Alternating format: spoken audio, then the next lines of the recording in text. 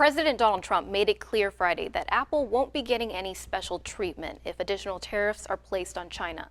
President Trump tweeted, quote, "Apple will not be given a tariff waiver or relief for Mac Pro parts that are made in China.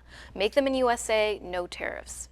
Last month, multiple outlets reported Apple is planning to shift Mac Pro production from Austin, Texas to a factory near Shanghai. The company said customers will be able to order the newest Mac Pro in the fall, starting at nearly $6,000.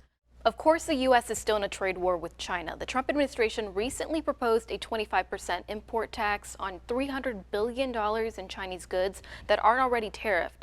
The administration has shelved that plan for now, but if it goes through with it, tech companies are worried it'll force them to raise prices and in turn hurt their bottom lines.